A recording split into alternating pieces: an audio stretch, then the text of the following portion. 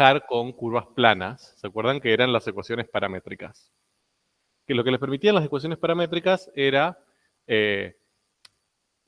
curva plana, les permitía también asignar un cierto sentido de recorrido, estudiar a diferentes tiempos cómo iban apareciendo esos puntos en esa curva, y por lo tanto nos permitía ver el desarrollo temporal de movimientos en curvas planas. Para eso se usan habitualmente. Pero, ¿se acuerdan que habíamos quedado en que estábamos resolviendo este problema? Y que dijimos, bueno, pero nosotros no nos interesa. A ver, ya conocemos la trayectoria de esos dos iones que giran.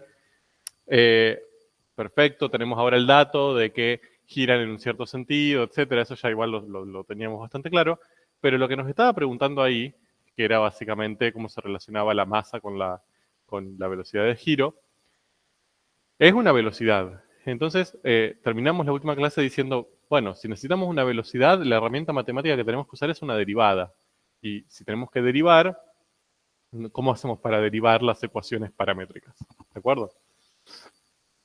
Son ecuaciones, no son funciones. No las estoy pensando en el contexto de una función, que es lo que nosotros ya sabemos derivar.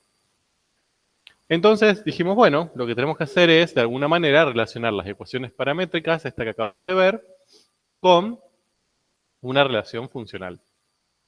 Entonces ahí aparecieron, bien que ahí terminamos, las funciones vectoriales, bien, que tenían esta estructura que tienen ahí, ¿no? Se relacionan con ecuaciones paramétricas, que son esas, ¿no? O sea, obviamente cuando la vemos son muy parecidas, pero había una diferencia fundamental, que es una diferencia de interpretación, ¿eh? No es que sea una diferencia en la forma en que se escriben y cómo se realiza. ¿Se acuerdan cuál era? ¿Cuál era la diferencia entre pensar ecuaciones paramétricas o pensarlo como una función vectorial? Hasta se los dice casi su nombre, miren. ¿Cómo? Una es una función, las otras son ecuaciones. Bien, ¿y qué más? Bien, que cuando yo acá le dé un valor a t, en la función vectorial lo que voy a obtener son componentes de un vector. ¿De acuerdo? Mientras que si yo le daba un valor a t y reemplazaba acá, lo que voy a obtener van a ser coordenadas de un punto. ¿De acuerdo? Esa es la principal diferencia. Es una diferencia, repito, de interpretación. Bien, no es central, no es conceptual. A lo que voy es, no es esencial, no es que, digamos, son dos cosas absolutamente distintas. Están relacionadas. Yo interpreto distinto ese resultado que obtengo al reemplazar t.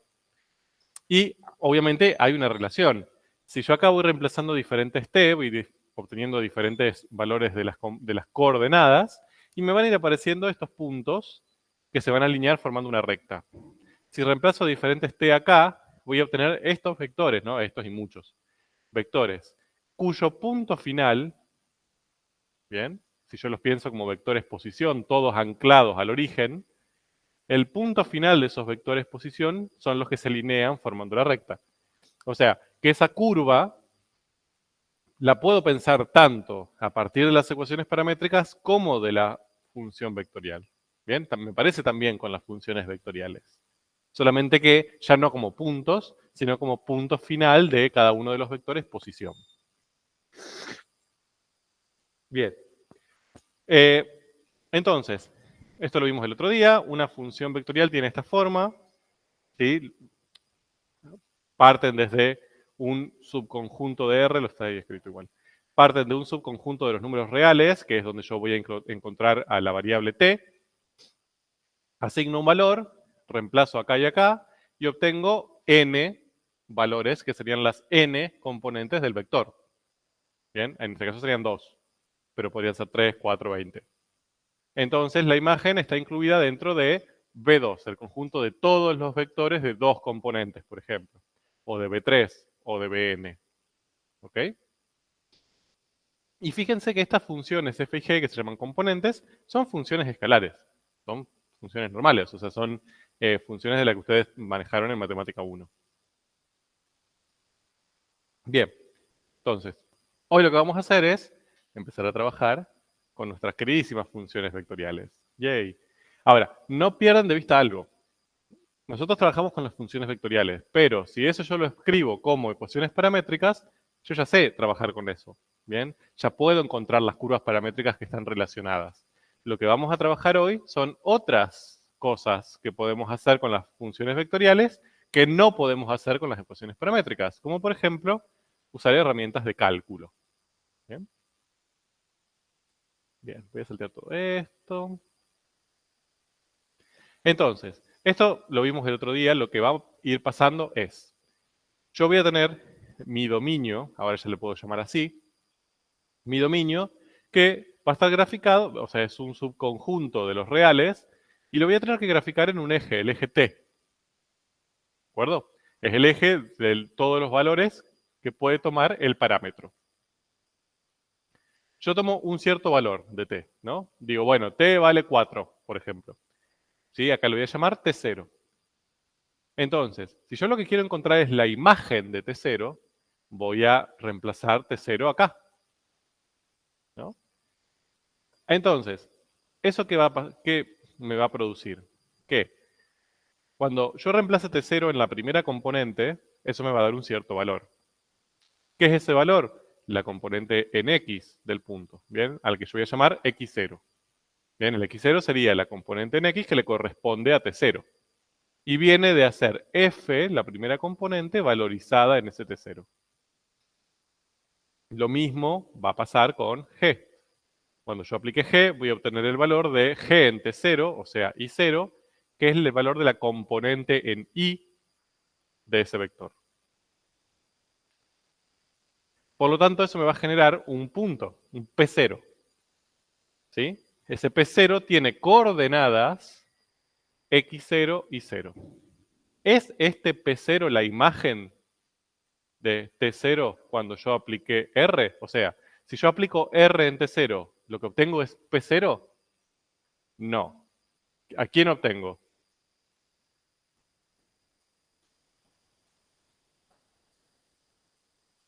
No.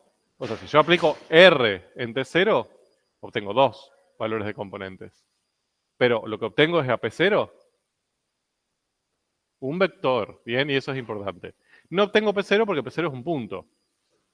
¿Ok? Y yo cuando aplico funciones vectoriales, lo que obtengo son vectores. Entonces, lo que yo obtengo no es a P0, es al vector posición de P0. O sea, a este vector. ¿De acuerdo? O sea, no es al punto, es al vector que va desde el origen hacia ese punto. Ustedes me dirán, es lo mismo. Bueno, más o menos, no es lo mismo, están relacionados. ¿De acuerdo? ¿Por qué no es lo mismo? Porque, o sea, ¿por qué, o mejor dicho, por qué me conviene pensarlo como un vector a que pensarlo como un punto? Entonces me dicen, y bueno, pero es mejor, pienso el punto y ya está, lo marco y listo. Sí, pero si ustedes marcan el punto, tienen la información del punto final, pero eliminan otra información. ¿Qué información pierden si marcan un punto en vez de un vector? Sentido, dirección, bien, módulo. Si ustedes dicen P0, no tienen tanta claridad de cuál es el módulo de este vector, cuál es la longitud, entre comillas, de ese vector, y en qué sentido va y en qué dirección. Entonces, pensarlo como un vector me permite usar las funciones vectoriales en otros contextos donde lo que yo necesito son direcciones, sentidos y otras características. Entonces, ese vector es la imagen de R. Cuando yo aplico R en T0, lo que voy a obtener es el vector OP0. ¿Bien? Que le vamos a llamar vector posición, como ya ustedes lo hicieron en Matemática 1. Bien. Ahora, supongamos que yo empecé ahí con P0. Hago lo mismo con T1. ¿Sí? Va a pasar exactamente lo mismo. Voy a obtener un F en T1, G en T1, eso me va a dar las coordenadas de un P1, pero la imagen va a ser el vector posición o P1. Bien, entonces acá ya podemos sacar algunas conclusiones. Y la primera es, para mí, la que más errores trae en este tema, y es como la más básica, pero es la que más errores trae. Cuando yo grafico, cuando yo les pedimos que grafiquen una función vectorial, ¿qué le estamos pidiendo que grafiquen? No tanto. Bueno, voy a seguir, perdón. Me adelanté. Entonces, tengo T0, P1, P1. Si yo sigo haciendo eso con T2, T3, etcétera, me van a ir apareciendo otros vectores, ¿no? Ahí tenemos P2, ahí tenemos, vamos a llamarle TF de T final, ¿no? Ahora, yo ahí tomé 4 valores. ¿Qué va a pasar si tomo todos los intermedios, los infinitos puntos intermedios en el eje T? ¿Qué van a ver acá? Una curva, ¿no? Que va a pasar por P0, después por P1, después por P2 y después por PF. ¿Bien? Esa. Que además va a estar orientada. ¿Bien? ¿Por qué? Porque si T0 crece hasta TF, yo puedo decir, ah, bueno, entonces la curva está recorrida desde acá hasta acá, desde P0 hasta PF. Entonces le tengo que poner el cosito, la flechita. Y no solo me va a aparecer una curva, la curva va a estar formada por los puntos finales. Me va a aparecer una región, ¿ven? O sea, porque cada uno de estos puntos viene por un vector. Entonces sería como si ese vector que tengo ahí, el vector posición del P0, recorre todo un arco hasta llegar a PF. ¿De acuerdo? Entonces, es como que yo podría pintar toda esta región. A ver, sí, ahí. Toda esa región fue recorrida por mis vectores. ¿De acuerdo? Entonces, cuando yo grafico una función vectorial, voy a poder obtener a C, que es una curva asociada a la función vectorial R, ¿bien? Que es una curva orientada también. Y también lo que voy a poder tener es una región de barrido asociada a esa función vectorial. Habitualmente, si nosotros le pedimos que ustedes grafiquen la función vectorial, lo que les estamos pidiendo que grafiquen es la curva asociada. ¿De acuerdo? ¿Por qué? Para que no sea un enchastre, porque si tienen que dibujar encima toda la región barrida, queda un dibujo horroroso y tampoco suma mucho. Lo que les pedimos, más que nada, lo que más nos interesa sería cómo se comportan los puntos finales, ¿bien? Y obviamente tienen que dibujar esa curva con su sentido. Voy a ver si alguien está queriendo entrar.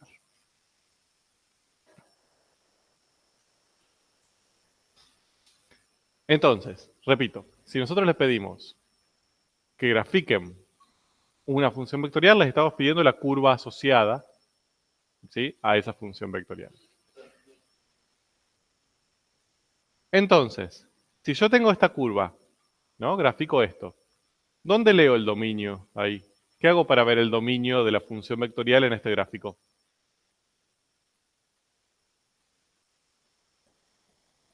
Bien, tengo que recurrir a T, pero ¿cómo lo veo acá? No está ahí.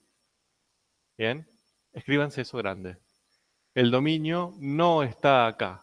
Estamos acostumbrados hasta ahora con todas las funciones que vimos, en realidad que vimos dos, vimos las funciones escalares y vimos los campos escalares, que el dominio eran proyecciones, o sea, que yo en una función normal proyectaba con el eje X y decía, ah, acá veo el dominio. En los campos tenía la superficie, proyectaba sobre el plano XY y decía, ah, acá veo el dominio. Acá no voy a poder hacer eso. La curva asociada solo muestra imágenes. Es el conjunto imagen aquel. ¿De acuerdo? Ahí no tengo información del dominio. El dominio se grafica en un eje aparte, ¿bien? Que no, muchas veces ni siquiera lo graficamos. Lo decimos como un intervalo, pero no lo graficamos. Entonces, ojo con eso. ¿Por qué? Porque a veces grafican, cuando pasa una curva rara, no tanto. Pero a veces hacen el gráfico de la curva asociada y les da una parábola, que es una curva que ustedes ya conocen, ¿bien? Que es para ustedes más conocida, o que han trabajado en algún momento. Entonces, miran el eje X y dicen, este es el dominio. T va entre 0 y 7. No, no lo pueden ver ahí. ¿De acuerdo? Tienen que recurrir a T para ver el dominio de esa función vectorial. Bien. Les presento las funciones vectoriales. Nada muy nuevo de lo que ya veníamos haciendo con las ecuaciones paramétricas. Bien, la diferencia es cómo se escribe y en vez de pensar puntos, pienso vectores. Ahora, lo que nosotros estamos yendo es hacia velocidades, así que yo tengo que derivar eso. Entonces, lo que tenemos que empezar a ver hoy, que vamos a ver hoy, es si se pueden definir los conceptos del cálculo para esas funciones vectoriales. Si yo puedo aplicar derivadas o integrales a esas funciones vectoriales. Entonces, ¿qué es lo primero que tengo que definir? Si quiero saber si existe una derivada o una integral de una función vectorial, ¿cuál es el primer concepto que debería preguntarme si existe o no? La continuidad. Antes. También lo necesito para saber si es continua. ¿Mm?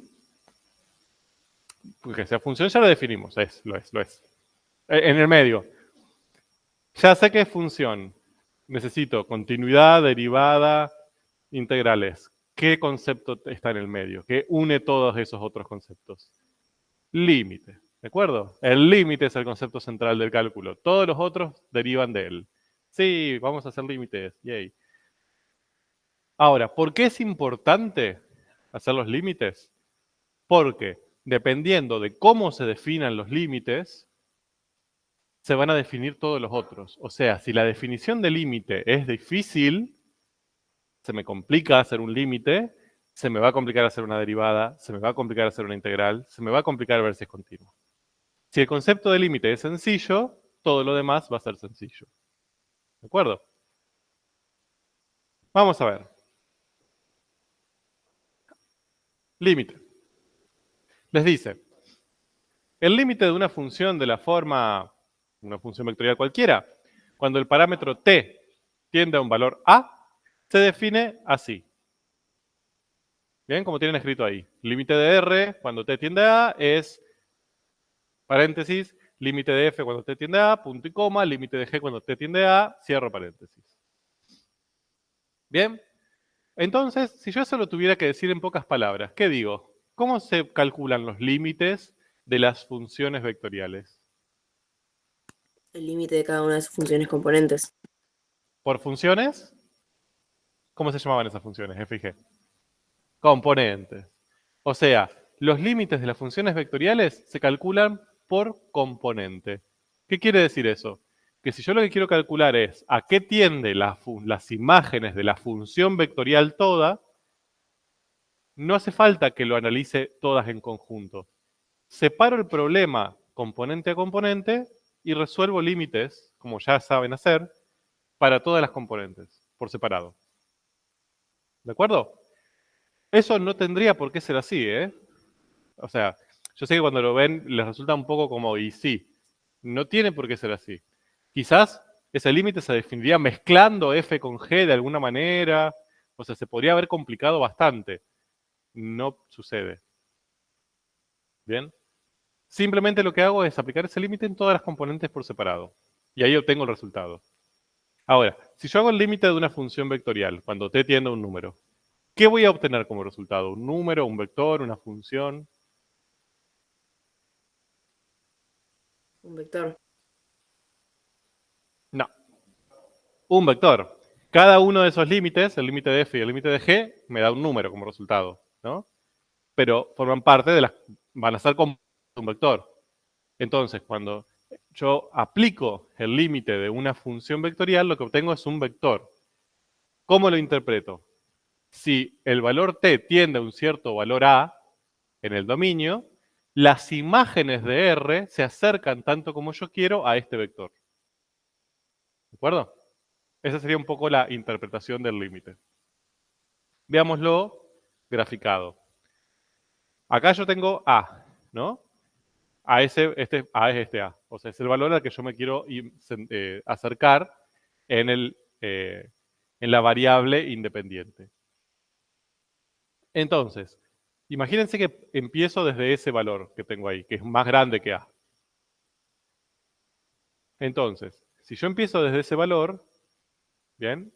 Empiezo desde el tercer vector, este, ¿no? El tercer vector posición. Ese era el que se relacionaba con este. Entonces, a medida que yo me voy acercando a A, ¿qué le va a pasar a este punto? Bien, va a ir moviéndose por la curva hacia la izquierda, ¿no? Por lo tanto, su vector de posición va a empezar acá y va a hacer esto, ¿no? Va a ir acercando hacia la izquierda. ¿Y a qué va a tender? Bueno, va a tender a un vector límite, ¿bien? Va a acercarse tanto como yo quiera a un vector final. ¿Bien? Empezamos desde ahí, y lo que va a pasar es esto. ¿Ok? No le dibujé el vector para que no sea tan molesto de ver. Pero ahí hay un vector, ¿no? Empezamos con ese vector, y empiezan a aparecer otros vectores cuyo punto final recorren eso que vimos recién. ¿Bien? Acá se chanfleó un poco el punto, pero bueno, cosas que pasan en el universo. ¿No? Entonces, a medida que el punto en T va desde acá hasta acá, tiende a ir hasta acá, el punto final tiende a ir hasta ahí. O sea que el vector final tiende a ser ese, que está ahí graficado en un marrón más claro. Lo mismo pasaría, o algo análogo pasa si yo voy desde acá hasta acá. O sea, desde este valor de T a A. ¿Qué va a pasar ahora con el punto sobre la curva? ¿Qué comportamiento va a tener? A diferencia del otro. Si este punto se acerca a este tanto como yo quiero. Va a crecer, ¿no? O sea, va a ir desde un punto que está más a la izquierda a ese valor límite que está a la derecha. El vector va a ser esto. ¿Ok?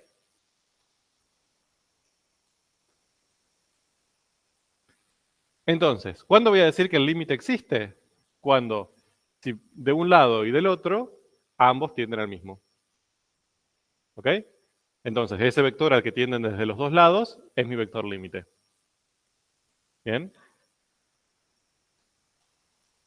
¿Qué sería ese?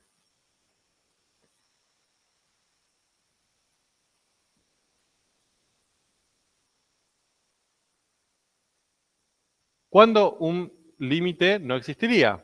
Cuando tengo una curva asociada que sea, por ejemplo, así. Supónganse, ¿no? Tengo una curva que hace esto. ¿No? Va para allá, saltito va para allá. Si yo calculo justo en este valor, acá el punto final sería este y se va acercando acá. O sea, su vector límite sería, por ejemplo, vamos a dibujarlo en un sistema. Ahí el vector posición límite de este lado sería ese, ¿no? Empezaría ahí y haría esto, taca, taca, taca, taca, taca, taca, taca, taca, taca. Si empiezo acá, el punto final haría esto, o sea, el vector límite sería este. Entonces, si yo me acerco justo a ese valor, fíjense que no tiende a un único vector. De un lado tiende a este, de un lado tiende a este. Entonces ahí el límite no existe. ¿Bien? No hay una tendencia clara de esa función vectorial a un único vector para ese valor de t. ¿Bien? No suele pasar eso, o sea, habitualmente no somos tan molestos con eh, con los límites de las funciones vectoriales. Se los presentamos.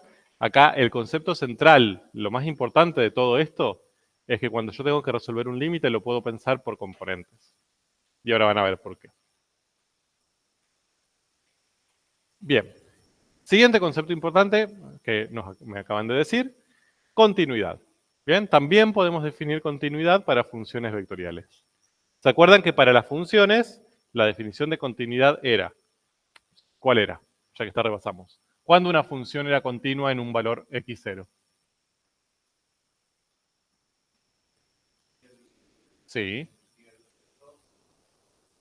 Bien, existía la imagen de la función en el punto, existía el límite de la función en el punto y ambos eran iguales. Bien, acá es lo mismo.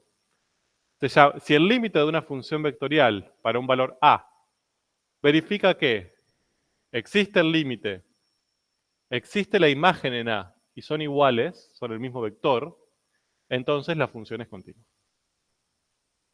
¿De acuerdo? Igual. Existe el límite, yo puedo valorizar la función en a, existe o sea, y cuando hago ambas cosas, calculo el límite y valorizo la función en a, el vector que obtengo como resultado es el mismo. Por ejemplo, esa que ya estamos trabajando ahí es continua. Bien, yo para ese valor de t que estábamos analizando, si valorizo, me da ese vector marrón clarito que tienen ahí, y también es el límite si me voy por un lado o por el otro, entonces es continua. ¿Cómo vemos visualmente la continuidad? Bueno, la curva asociada es continua. No tiene saltos, no tiene huecos.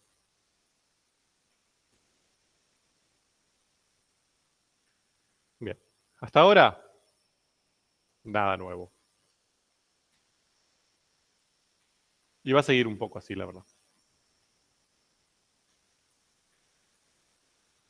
Bien. Vamos a lo que nos compete, por fin, llegamos, derivadas. Vamos a derivar funciones vectoriales. ¡Yay! El mejor día de su vida. Bueno, para eso, acá les traigo un recordatorio de definiciones de derivada para funciones escalares, lo que vieron en matemática 1, ¿no? Entonces, si tenían una función que iba de los reales a los reales, ¿sí? Una función escalar, la derivada, la función derivada se definía así, ¿se acuerdan? Era, a la función yo la valorizaba en x más un delta x, o sea, me movía desde un punto central, un poquito, ese movimiento, ese desplazamiento le llamaba delta x, le restaba las imágenes del punto original, es decir, ahí lo que calculaba era un delta y, lo dividía sobre el delta x que usé y hacía el límite de ese cociente cuando ese delta x tendía a ser lo más chiquito posible. Bien, esa era la definición de derivada.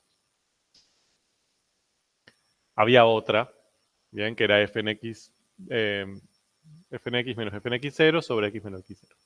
También era otra posibilidad. Recordemos algunas cosas. Esto, lo que está en marrón, que era en definitiva el delta y sobre delta x, se llamaba cociente incremental. ¿Se acuerdan? Sí, bien. Veo algunas caras de susto terrible. Ahora, cuando yo calculaba ese cociente incremental, ¿para qué me servía el cociente incremental sin el límite? ¿Para qué lo usábamos? ¿Para la velocidad? No.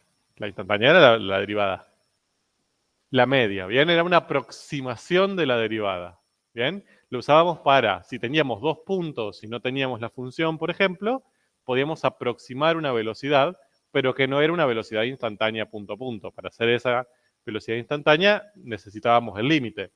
¿Por qué? Porque instantánea significa que solamente transcurrió un instante, un periodo de tiempo infinitesimalmente pequeño. ¿De acuerdo? En cambio acá transcurrió un delta X, un delta T. Es decir, acá pasó un tiempo bastante grande, no pasó un tiempo considerado instantáneo, pasó unos segundos. Bien. Entonces, otras cuestiones. Ahí teníamos una diferencia. El cociente incremental lo usábamos como una velocidad media y la derivada de la función como una velocidad instantánea. Y si ahora, en vez de pensarlo desde una perspectiva de velocidades, lo pensamos geométricamente, ¿quién era la derivada de la función en la geometría? No, casi. La pendiente de la recta tangente. Bien, la inclinación de la recta tangente venía dada por la derivada. ¿Y el cociente incremental? Bien, la pendiente de la secante. O sea, si yo tenía dos puntos, era la pendiente de esta recta. La que pasaba por esos dos puntos. Bien, que le llamábamos secante.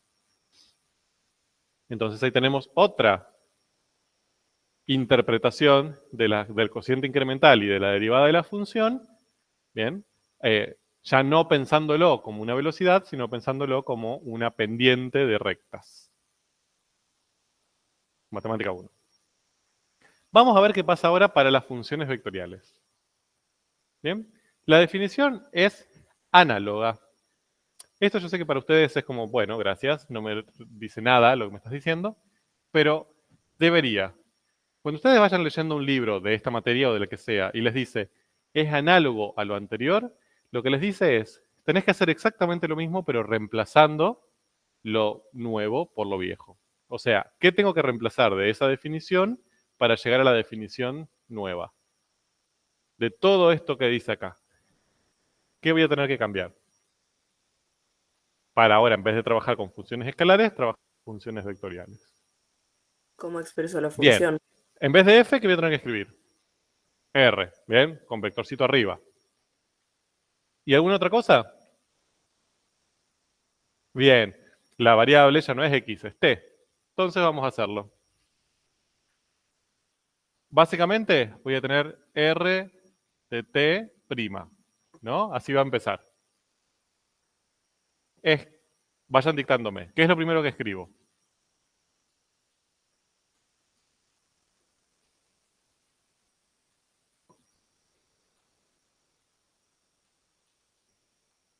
¿Estamos de acuerdo? El límite es cuando el delta de la variable independiente tiende a 0, o sea, t. Que acá tengo un cociente. Parte de arriba del cociente, el numerador. R.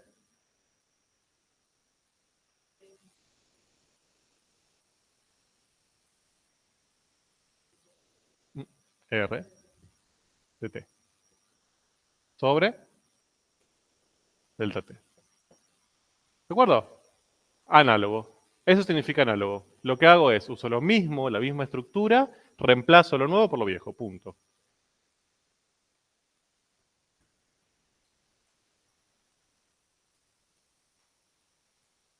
Esa es, de hecho, la definición de la derivada de una función vectorial. ¿Y esto cómo lo pienso? Que es ahora el cociente incremental. Ahí yo le escribí delta i sobre delta x. Ahora, ¿cómo va a ser? Delta r sobre delta t. Bien, y este va a ser el cociente incremental.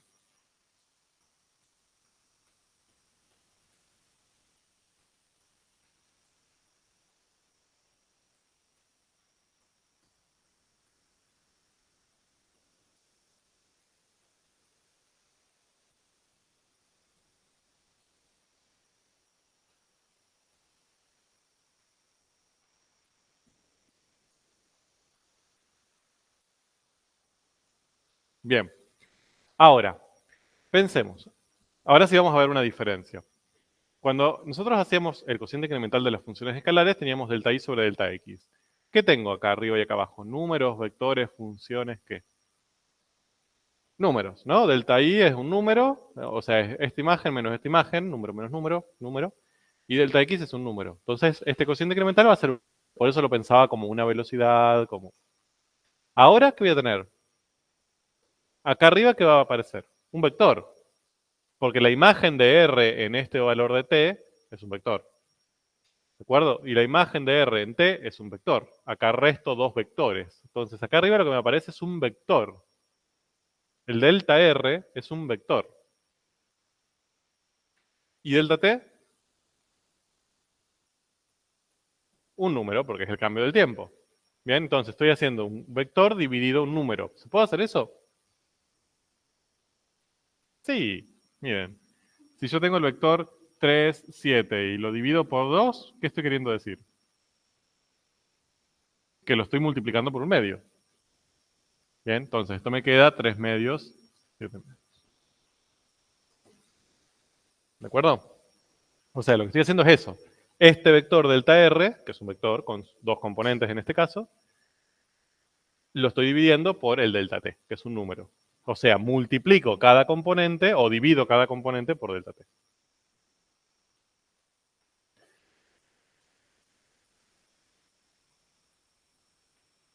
Bien, entonces, miren, vamos a ahora, ya que vemos esta cuestión análoga, vamos a ver cómo interpretamos la derivada de la función y el cociente incremental para funciones vectoriales. Entonces, ¿qué va a pasar? Acá yo tengo el eje T, ¿no? El eje del dominio. Y acá tengo las imágenes, la curva asociada, ¿sí? Que, por lo que veo, o sea, la curva asociada tiene este sentido, va desde izquierda a derecha, ¿no? Entonces, para un cierto valor T, aplico la función, me da este vector posición, ¿ven? El OP. Ahora, si yo a T lo incremento, hago un T más H, este H lo pueden pensar como un delta T, si quieren, ¿no? T más delta T, llego hasta este punto, entonces obtengo este vector posición, que es el OQ, ¿de acuerdo? Entonces, lo escribo acá. El R en T más delta T es el vector OQ. Y el R de T es el vector OP. ¿De acuerdo? Y el delta T va a ser H. ¿Sí? Entonces, OQ menos OP. ¿Cómo hacía resta de dos vectores? Yo tengo acá O, Q y P. ¿Se acuerdan cómo hacíamos para restar dos vectores? Gráficamente. Si lo teníamos que sumar, ¿se acuerdan que lo poníamos uno atrás del otro y uníamos inicio con fin? ¿Y para restarlo? Pero al revés. Sí. Ok. O sea, este lo daban vuelta y lo ponían acá. ¿Sí? Y ese vector que les generaba era lo mismo que este. ¿De acuerdo? La resta es el vector que me permite ir desde el punto final del primero al punto final del segundo. ¿De acuerdo? No sé si han visto eso, no sé si les damos esa propiedad cuando ven vectores, pero bueno, por las dudas. O sea, este es OQ menos OP. ¿De acuerdo? Entonces, ese vector es este. Es lo que está arriba. Bien, este que yo dibujé en línea de puntos es lo que está arriba. OQ menos OP. Bien. O sea, ese es delta R.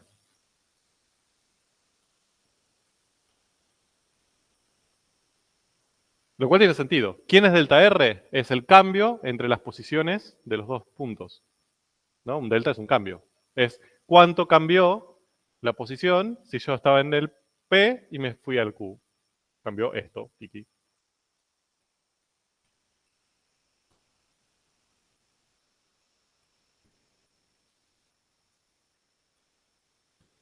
Bien, entonces fíjense que en el cociente incremental, básicamente yo lo que estoy haciendo es ese delta R lo divido por el delta T, por un número.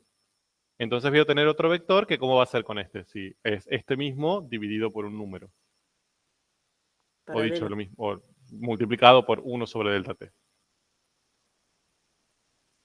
Más largo o más corto, pero ¿qué se va a mantener? El sentido y la dirección. O sea, van a ser paralelos. ¿De acuerdo? O sea, el cociente incremental va a ser otro vector, ¿bien? Que le vamos a llamar, no sé, B1. Que como es este delta R multiplicado por un número, va a ser paralelo. O sea, yo lo voy a poder dibujar más largo, más corto. No, lo voy a dibujar más corto para que lo veamos. Ese va a ser B1. ¿Cómo lo podemos pensar? Bueno, va a ser una velocidad media. ¿Bien?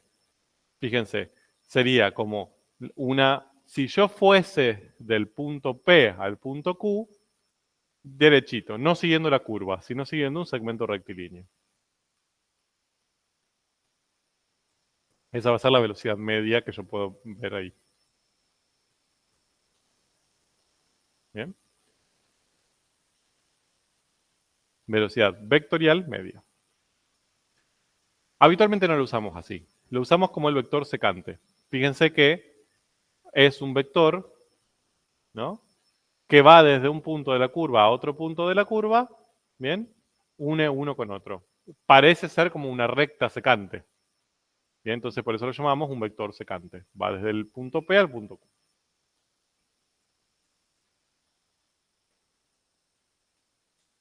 Estamos hablando del cociente incremental, de esto. No, todavía no nos metimos con el límite. Solamente el delta sobre delta. ¿Qué pasa si ahora nos metemos con el límite? ¿Qué le va a ir pasando? ¿Cuál de los dos puntos va a cambiar si yo ahora hago el límite? Q. ¿Por qué? Porque el límite lo que me pide es que delta t tiende a 0, que h tiende a 0. Es decir, que este punto de ahí, el t más h, se acerque tanto como yo quiera a t. ¿De acuerdo? O sea, cuando yo hago este límite, hago esto mismo que acabamos de hacer, solamente que ahora el punto final en el eje t se acerca tanto como yo quiero al punto inicial. Por lo tanto, Q, ¿qué le va a pasar? Se va a acercar tanto como yo quiera a P. ¿De acuerdo? O sea, este punto Q, el P se va a mantener fijo, pero el punto Q va a moverse por la curva acercándose a P. ¿Qué le va a pasar entonces a este vector? ¿Eh? Claro, va a ser secante, pero se va a empezar a mover por la curva. Entonces, ¿qué le va a pasar a su dirección y su sentido? ¿A qué va a tender? Al final de todo, cuando estén muy, muy, muy cerquita, ¿bien? Voy a hacer un super zoom.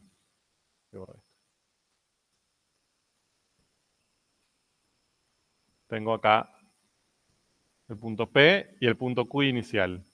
Entonces, fíjense, el vector estaba acá.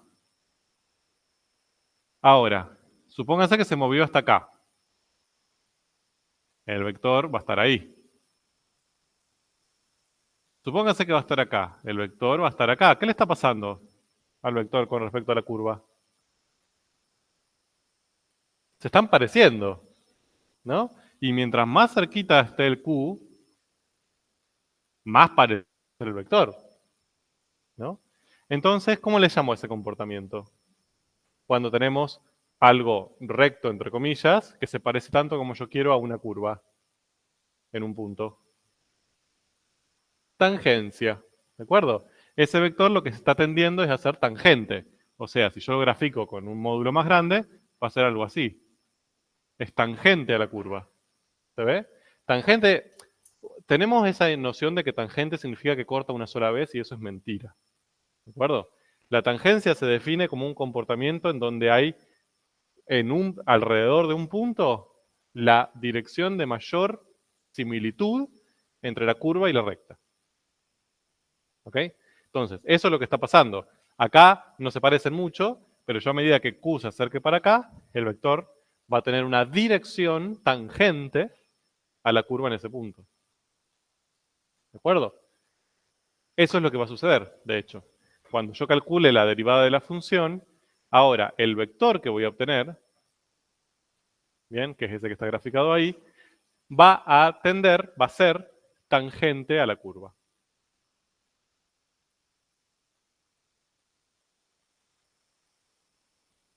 Bien, y también lo voy a poder pensar como una velocidad instantánea. Eso lo vamos a ver ahora en un ratito. Ahora, esto tiene otra característica que es nueva, que antes no la teníamos con las funciones. Si yo tengo la gráfica de una función cualquiera, escalar, y le digo que grafiquen la recta tangente ahí, ustedes van a tener que graficar esto, ¿no? Más o menos. Que sea lo más parecida posible a la curva en ese punto. Y ahí terminó. Y está perfecto. Ahora, si yo les digo, esta es la curva asociada a una función vectorial, o sea, se recorre en un cierto sentido, y yo les pido el vector tangente, ustedes acá van a poder graficar dos tipos de vectores tangentes. O estos, o estos.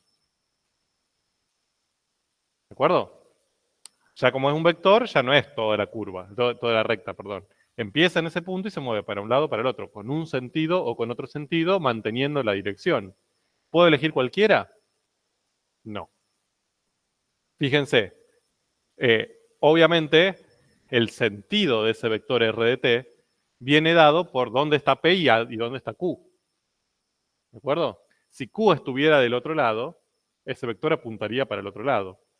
Entonces, los vectores tangentes indican no solo una dirección de tangencia, sino un sentido de recorrido. O sea, yo de estos dos, sí o sí me voy a quedar con este. ¿Por qué? Porque la curva se está recorriendo hacia allá. Tiene sentido que la velocidad sea hacia allá. ¿De acuerdo? Entonces, ojo con eso. Cuando ustedes grafiquen un vector, la derivada de una función vectorial, que sería un vector tangente, grafiquen lo tangente a la curva, por supuesto, y también presten atención al sentido de recorrido de la curva. Tiene que ser coherente. Si la curva se está moviendo para allá, el vector va para allá. Si la curva se está moviendo para allá, el vector va para allá. ¿Ok? Sí, sí, sí. Si P está acá y Q está acá, o sea, están al revés, el vector tangente va para el otro lado. La T. O sea, P viene de la imagen de tu T fijo. Y Q es la imagen de tu T incrementado. Si cuando vos incrementás T, Q te da de este lado, te estás moviendo para allá. Si cuando vos incrementás T, Q te aparece de este lado, te estás moviendo en sentido opuesto. El P, sí. El P, digamos, es un cierto valor de referencia. El que te indica para qué lado te estás moviendo es Q. Pero Q no es el lado que yo quiera. Es el valor en el cual se incrementa T. Siempre yo tengo que pensar es qué pasa cuando la variable independiente aumenta. ¿De acuerdo? Sí, exacto. ¿De acuerdo? Bien, basta de cháchara, vamos a trabajar con esto, vamos a ponerlo en un ejemplo, vamos a ver cómo lo hacemos.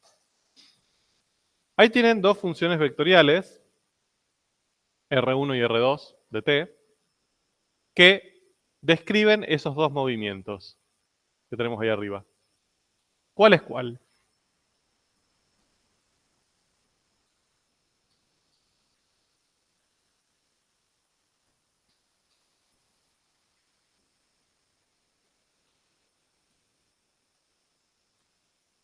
¿Cómo hago para saber cuál es cuál? Bien, perfecto, fuimos directo al hueso. Ok, a ver, ¿la trayectoria? No. O sea, si yo esto lo pienso como ecuaciones paramétricas y dibujo la curva trayectoria, me daría la misma circunferencia. ¿Cambia el sentido de recorrido? No. Si yo empiezo a analizar si es seno, coseno o coseno, seno, ambos me dan que giran para el mismo lado. O sea, eso no lo podría hacerlo, pero no me es útil, digamos. ¿Qué es lo que se diferencia entre estos dos movimientos? La velocidad. Nada más. Entonces, ¿qué voy a tener que hacer? Derivar. No me queda otra. Tengo que encontrar, comparar velocidades. ¿Cómo hago eso? Bueno, vimos recién, ya tenemos la definición de derivada. Bien. ¿Vamos a obtener eso por definición? No. Podríamos, sí, podríamos, pero no lo vamos a hacer. ¿Cómo hacemos entonces si yo tengo la ley de una función vectorial para derivar? Bien. ¿Qué se les ocurre? ¿Cómo obtengo derivadas de funciones vectoriales? Rápido, ¿no? Sin usar la definición, sin resolver un límite, que yo sé que no tienen ganas de resolver límites. Derivo las componentes. ¿Por qué? ¿Cómo puedo asegurar que eso vale? Porque podría ser otra cosa. A ver, cuando ustedes tienen que derivar un producto, no es f' por g', tiene que ser f' por g más f por g, le aparece una fórmula distinta. Porque acá ustedes están confiados que yo puedo derivar cada componente por separado y ya está. ¿Quién les permite pensar eso? El límite. Si el límite se resuelve por componentes, la derivada es un límite. Es un límite especial, básicamente, pero es un límite. Entonces, si los límites se resuelven así, las derivadas se van a resolver así. Por eso es tan importante conocer el límite. Si el límite es fácil de resolver, todas las otras herramientas del cálculo van a ser fáciles de resolver. ¿De acuerdo? Entonces, las derivadas de las funciones vectoriales se resuelven por componente. ¿Bien?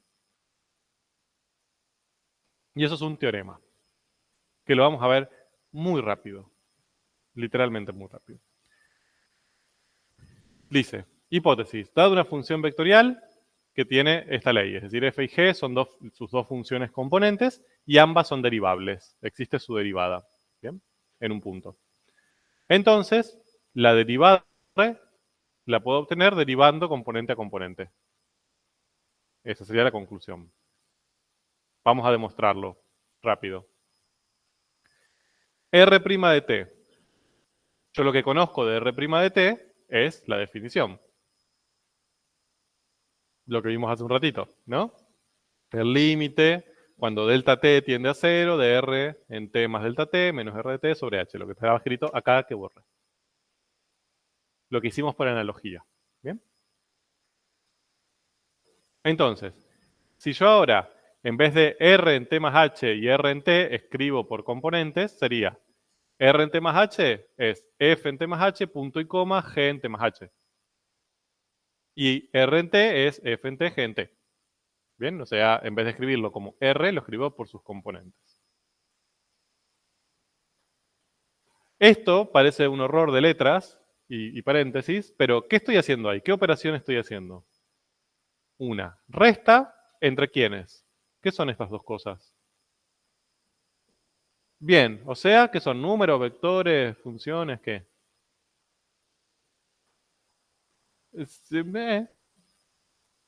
Supóngase que lo estoy haciendo en un valor, o sea, t vale 4. No. Son vectores, miren, es esta componente, punto y coma, esta componente, menos esta componente, punto y coma, esta componente. Estoy restando dos vectores, que serían las imágenes de la función vectorial en el t incrementado y la función vectorial en el t central. Entonces, si yo resto dos vectores, ¿qué puedo hacer? ¿Cómo se restan dos vectores? 7, 4 menos 2, 6. ¿Qué hago ahí? Componente a componente. Entonces yo lo que podría armar sería un único vector que tenga la primera componente de este menos la primera de este. F en t más h menos f en t. ¿De acuerdo? Y después, punto y coma. G en t más h menos g en t. O sea, estos dos vectores que estoy restando, ahora lo expreso como un único vector resta.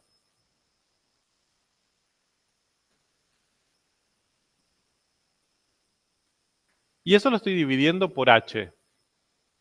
H es un número, ¿no? Entonces ya vimos hace un rato que dividir un vector por un número es lo mismo que multiplicar por 1 sobre h. O sea, yo lo que podría hacer es multiplicar cada una de estas dos componentotas por 1 sobre h. Entonces me queda f en t más h menos f en t sobre h. Y punto y coma. G en t más h menos g en t sobre h. Esa sería la segunda componente. ¿Bien?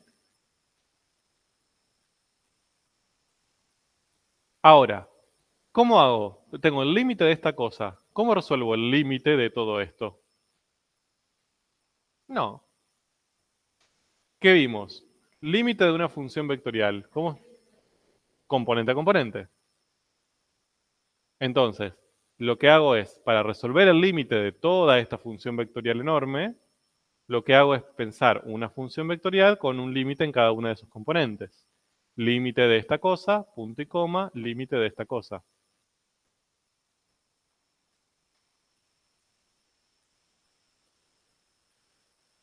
¿Y qué es el límite de f en t más h menos f en t sobre h? Cuando h tiende a 0.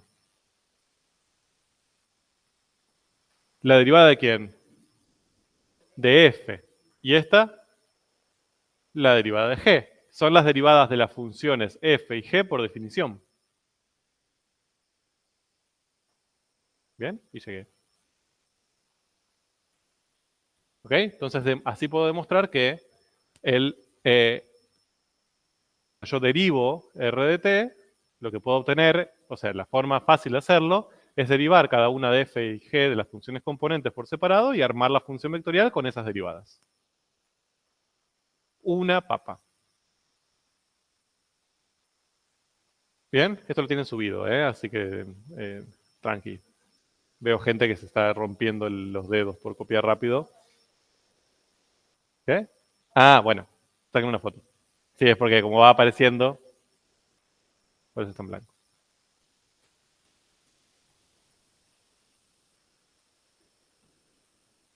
Bueno, mientras tanto hago un ejemplo entonces, ya que está.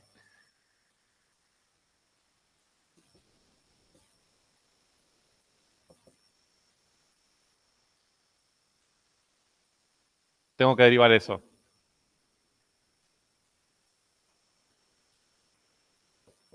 ¿Qué hago? Deme el resultado ya.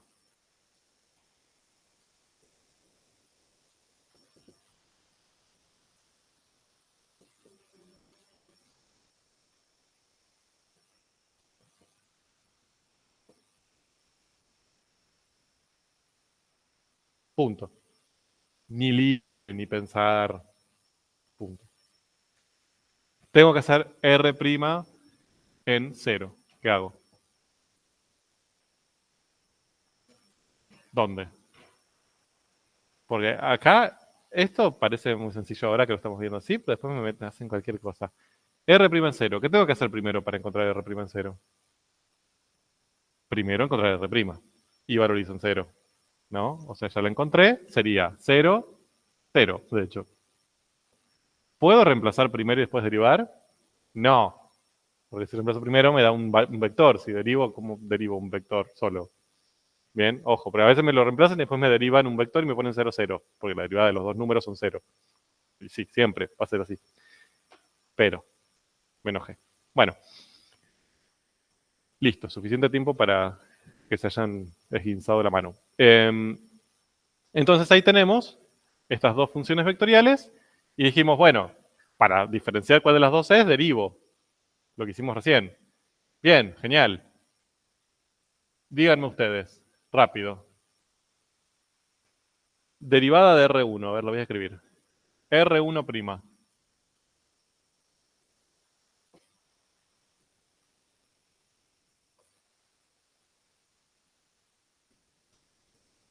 6 cosenos de 3t, perfecto. Menos 6 seno de 3t. Muy bien. Ya se están acostumbrando a las composiciones, me alegra, porque a veces ven una composición y lloran. Bien, ¿y R2?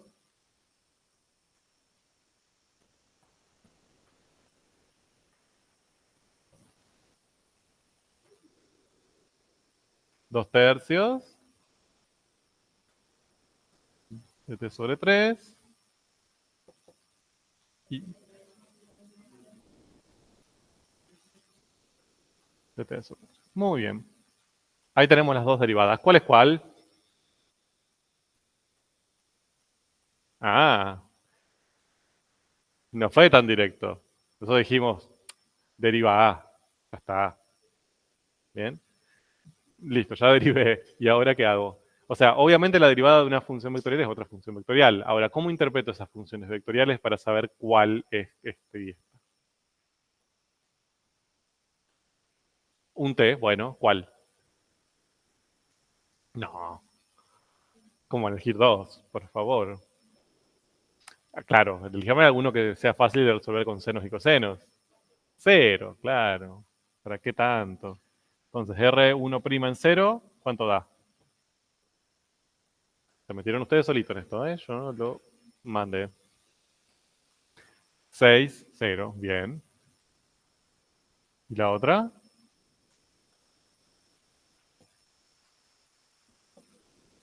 2 tercios, 0. ¿Eso qué significa? Porque obtuve vectores. ¿Cuál es más rápida? Porque bien es un número más grande que el otro, pero es un vector.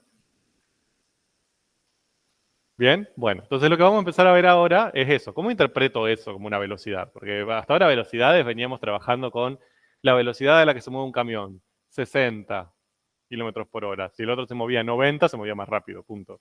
Ahora, las velocidades son vectores. ¿Qué hago con eso? Por acá tengo, ustedes pueden decirme, bueno, tengo un 6 y tengo un 2 tercios. Ok. Pero también acá tengo información sobre dirección, sobre sentido. ¿Qué me está queriendo decir eso? ¿Bien? Entonces, acá aparece algo que para mí es fundamental y que a veces lo confunde un poco, entonces vamos a trabajarlo. ¿Qué es la diferencia entre velocidad y rapidez? ¿Ok? Cuando trabajábamos con funciones escalares en matemática 1, ¿qué diferencia había entre una velocidad y una rapidez? ¿Recuerdan?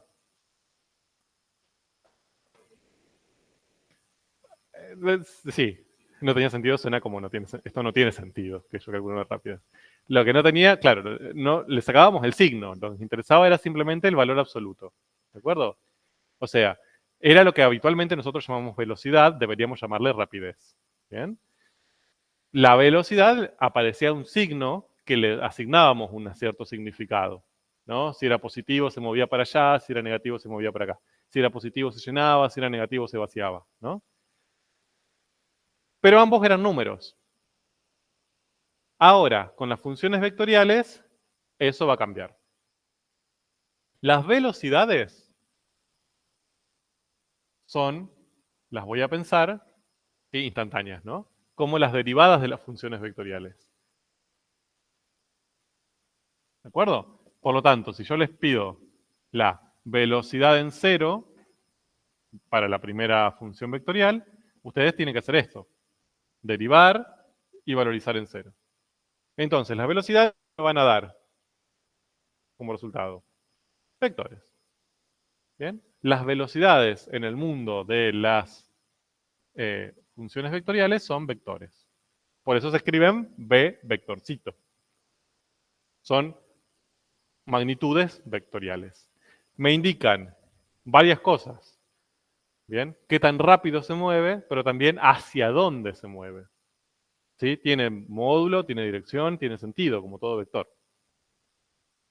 En cambio, la rapidez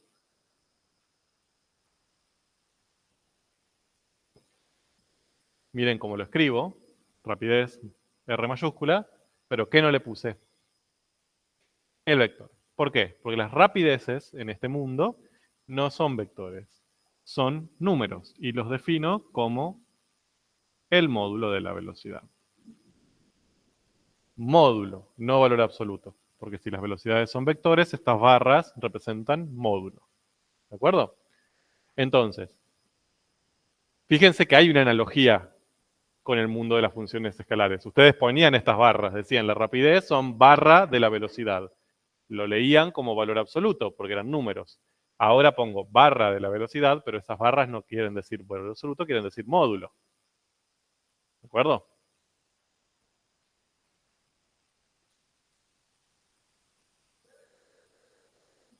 No. Por ejemplo, veamos este caso. R mayúscula R sota 1 en 0. Sería la rapidez a la que se mueve esta partícula de acá.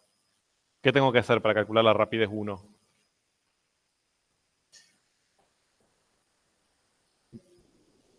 De la velocidad 1 en 0, ¿no? Que sería el módulo de este vector. ¿Cuánto es? Ahí no, ni cuentas. 6. No es 6, 0. Es 6. Es el módulo, es la longitud de ese vector. Y en este caso, 2/3. Entonces, la partícula acá se mueve a una rapidez de 6 y se mueve a una rapidez de 2/3 esta. En ese momento, ¿no? Entonces, eso ya sí me da un indicio, es más pensable eso para indicar cuál de las dos es. ¿Cuál se mueve a mayor rapidez en un cierto momento? La de la derecha. ¿De acuerdo? Entonces, la de la derecha es la R1 y la de la izquierda es la R2. ¿De acuerdo? Entonces, acá hay que diferenciar esto que es fundamental. Hay que diferenciar velocidad de rapidez. Velocidad es un vector. Tiene todas las características de un vector con sus componentes, bla, bla, bla. La rapidez es un número, que es el módulo de ese vector. ¿Cuál uso? La que me sirva. O sea, esto no quiere decir que una sea mejor que la otra. Dependiendo de lo que necesite, voy a usar la velocidad o voy a usar la rapidez. En este caso, para resolver esa pregunta era más fácil la rapidez.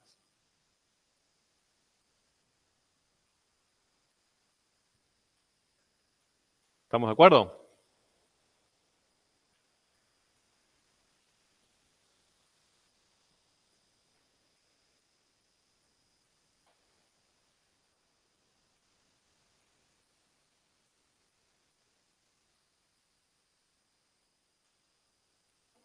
Sí.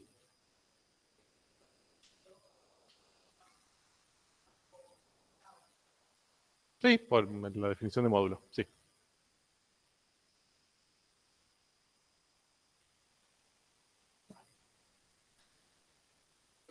Ahora, alguna persona excesivamente precisa me podría decir, yo puedo asegurar que el de la derecha es este porque en 0 la rapidez es 6 y en el otro en 0 la rapidez es 2/3. No puede ser que en ese valor uno se mueva más rápido y otro más lento, pero después en el resto del tiempo cambie. Sí. ¿Cómo podría demostrar yo que siempre, no para T0, este se mueve más rápido que este? ¿Mm? Pero estamos en la misma. Yo tomo otro, por ejemplo, en vez de 0 tomo pi y me va a decir, ¿y cómo sabes que en 0 y en pi no se mueve más lento que en los otros puntos? tendría que generalizar. O sea, tendría que calcular. Borro esto, lo tienen ahí igual. Tendría que calcular la rapidez, pero para todos los test, ¿no? No para uno solo. ¿Y cómo hago eso?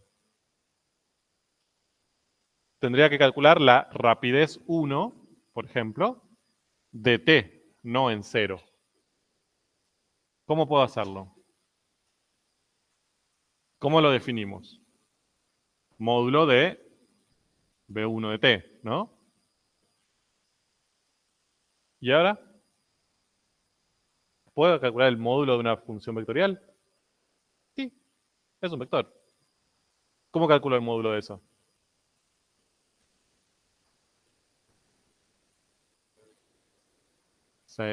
Fíjense el uso de los paréntesis, por acá se olvidan paréntesis y caos. O sea, toda la primera componente al cuadrado más toda la segunda al cuadrado. Esto parece ser horroroso, pero no lo es tanto. A ver, intentemos jugar con esto. 6 por coseno de 3t al cuadrado. ¿Eso a qué es igual?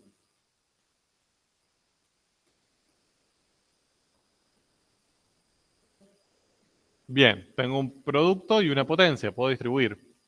Me queda 36 cosenos cuadrados de 3t. ¿Bien? O si quieren, coseno de 3t al cuadrado, lo mismo. Más 36, porque es menos 6 al cuadrado, seno cuadrado de 3t. ¿Y ahora qué hago? Bien, si yo saco factor común 36, bien, que está multiplicando los dos, lo voy a hacer de la manera más vaga que puedo.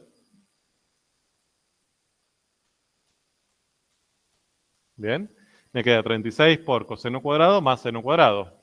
¿Cuánto es seno cuadrado de zapallo más seno cuadrado de zapallo? 1. Ojo, eso vale si es coseno cuadrado de zapallo y seno cuadrado del mismo zapallo. ¿De acuerdo? Si los zapallos son distintos, no puedo aplicar esa propiedad. Pero en este caso lo son. Entonces esto me da 1 y me queda raíz de 36. O sea, ¿qué acabo de demostrar?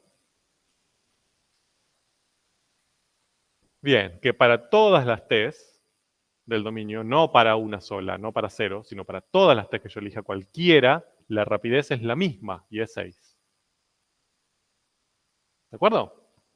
O sea, que en cualquier momento que yo agarre esa partícula naranja que está girando ahí, su rapidez es 6. ¿La misma velocidad? No. Siempre tiene la misma rapidez. Pero la misma velocidad no. ¿Qué está cambiando sí o sí de su velocidad ahí? El módulo no, el módulo es este, de 6. Las componentes, ¿bien? Y la dirección y el sentido. Fíjense que se está moviendo, o sea, cuando está arriba se está moviendo para allá, ¿no? Está girando para allá. Ahora gira, pero cuando está acá se está moviendo para acá. O sea, ya cambió la dirección. Antes se movía hacia la izquierda, ahora se mueve hacia abajo. Cuando gira hasta acá, se está moviendo hacia allá, hacia la derecha. ¿Bien? Entonces, la velocidad no es constante. Y lo vemos acá. La velocidad no es una función constante, cambia con el t. ¿De acuerdo? Pero la rapidez sí es constante. Esto es el mundo, acá nos estamos metiendo en el mundo vectorial, que yo sé que eso se empieza a destruir algunas neuronas. Pero por eso es importante que las funciones vectoriales sean vectoriales. Porque ahora podemos analizar no solo el número sería el módulo, no solo el número, sino también puedo analizar otras cuestiones como la dirección y el sentido. Entonces, el movimiento de esa partícula es un movimiento que se mantiene a la misma rapidez, es decir, que si yo me subo arriba de la partícula me movería a la misma velocidad, o sea, vería que siempre me muevo a la misma velocidad sobre la circunferencia, pero si yo lo veo desde arriba, las otras características vectoriales de ese movimiento, o sea, hacia dónde va, en sentido y dirección, sí cambian con el tiempo. ¿Bien? Y esto, no sé si ya lo han hecho o no, pero quienes han cursado o están cursando Física 1, les va a generar conflictos. Bien, aparece todo un tema en física 1 que se llama movimiento circular, donde todo esto se empieza a problematizar, ¿no? Esta cuestión de que en el círculo vamos a definir dos velocidades distintas, hay aceleración, aunque la velocidad no cambia, bueno, etc. No me voy a meter en eso, para eso ya tienen física. Bien.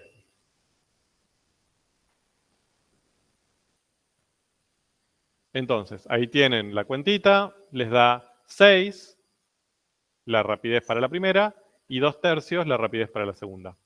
Eso ya demuestra que esta es la segunda y esta es la primera, ¿no? Entonces, ¿está claro? Diferencia entre rapidez y velocidad en las funciones vectoriales. Velocidad es la derivada de la función vectorial posición, la R. Es una función vectorial también. Sus imágenes son vectores con su módulo, dirección y sentido. La rapidez no es una función vectorial, es una función escalar. ¿De acuerdo? Es el módulo de la función vectorial velocidad. Y acá solo me interesa el módulo. Pierdo información sobre dirección y sentido.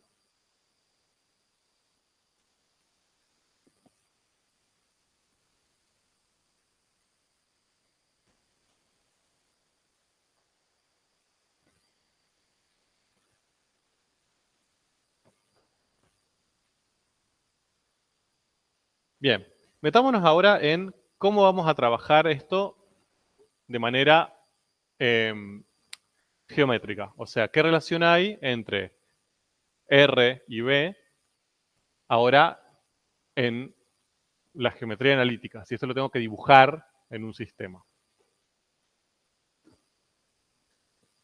Entonces, miren, acá yo lo que tengo es, arriba es la R1 de T, que acá no lo tengo escrita, ¿no? Sería la R1 que me dieron originalmente.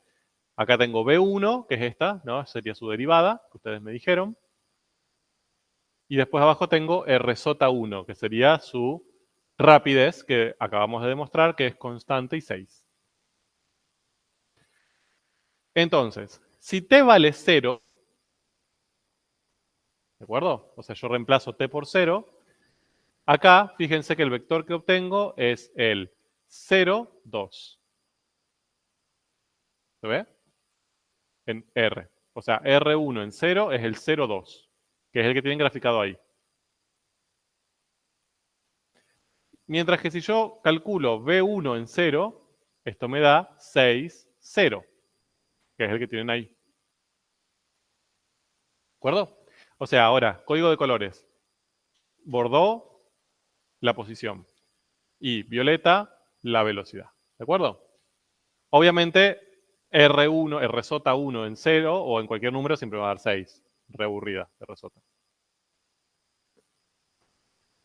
¿Qué característica ven entre esos dos vectores? Son perpendiculares. Bien, cambio.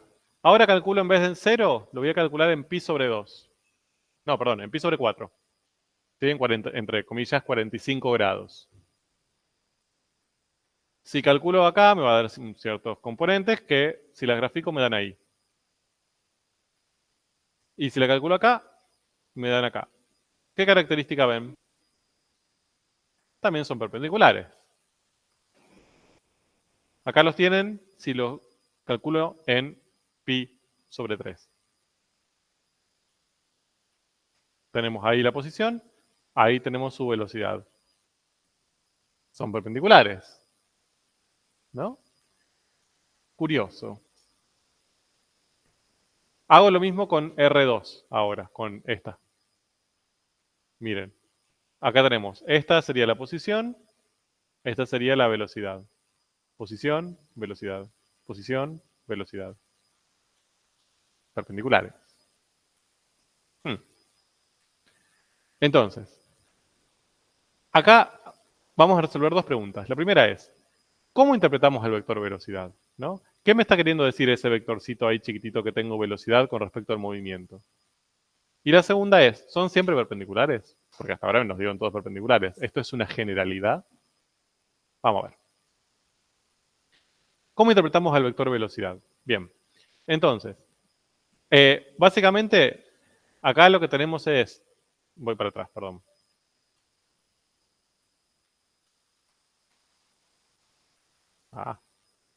Ahí. Acá lo que tengo son diferentes vectores posición para R1. O sea, si yo a R1, no a R1', a R1, voy asignando diferentes valores de t, voy a obtener este y todos los demás que me van a ir completando esa circunferencia. ¿Quién es esa circunferencia? Esta, ¿no? Donde está recorriendo la partícula alrededor. Entonces, a medida que pase el tiempo, va a estar en esta posición, en esta posición, en esta posición, en esta posición, en esta posición, o sea, la partícula está haciendo esto. ¿Ok? Eso es lo que tengo graficado ahí. Ahora, si yo voy calculando las velocidades, por ejemplo, para este vector que está ahí, el 0,2, dijimos que la velocidad es el 0,6. Perdón, al revés, el 6,0. ¿Bien? Ahora, si yo lo grafico ahí, no tiene mucho sentido. ¿Por qué no tiene mucho sentido? Esto me está indicando la velocidad de la partícula, pero la partícula no está ahí. ¿Dónde está en ese momento? Acá. ¿Se ve? O sea, el vector posición me está diciendo, vos posicionate acá. Y el vector velocidad, que es el 6,0, yo lo grafico acá y me dice, bueno, la velocidad es esta, pero la partícula está acá. ¿Para qué lo grafico acá? Entonces, la convención es que cuando yo grafico una velocidad o una aceleración, como eso se refiere a la partícula y los vectores son libres, en vez de graficarlos acá, los gráficos anclados a las partículas. ¿Qué significa eso? Que en vez de empezar en el origen, empiezan en la partícula. ¿De acuerdo? O sea, uso el mismo vector, voy a seguir usando el 6,0, pero en vez de dibujarlo desde el origen hasta acá, lo dibujo empezando, bien, lo traslado hasta la partícula. Hago esto. ¿Por qué? Porque ahora tiene más sentido. Ahora sí lo podemos interpretar. Si yo tengo la partícula acá y me está diciendo se está moviendo para allá, bien, tiene sentido con el movimiento que está haciendo. Bien, si yo estuviese girando esta partícula y cuando llega a esta posición la suelto, ¿para dónde saldría? Volando. Para allá. ¿De acuerdo? Eso es lo que me está queriendo decir.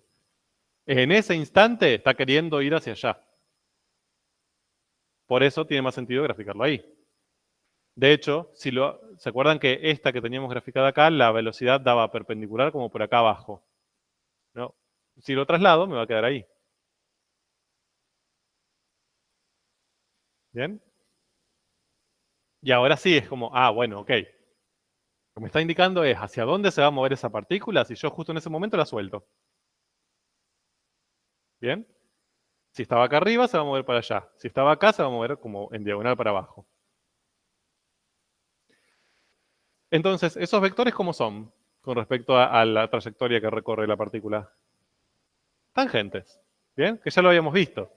Pero fíjense que si ahora yo lo grafico tangencialmente, tiene más sentido para lo que están representando, que es una velocidad.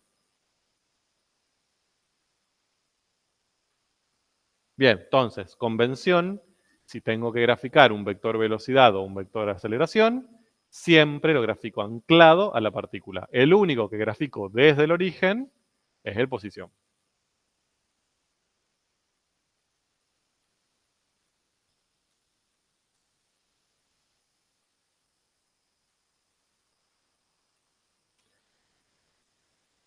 Ahora, ¿qué esperan ver si hago esto mismo, pero no para esta partícula, sino para esta?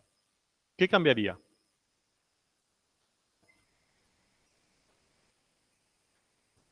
¿Cambiaría la circunferencia de la trayectoria? No, es la misma. ¿Cambiaría el sentido y la dirección de estos vectores? No, se está moviendo, girando para allá. ¿Qué va a cambiar? El módulo. Como esta se mueve más lento, esta velocidad es más pequeña. Entonces yo lo que vería sería eso. Miren qué ternura. ¿Bien? Está hecho sume, es la misma circunferencia, tiene radio 2. Tenemos las mismas posiciones, pero ahí los vectores velocidad ahora son más pequeños, ¿sí? Tienen menos módulo. Eso me está indicando que gira para allá lo mismo que antes, solamente que más despacito.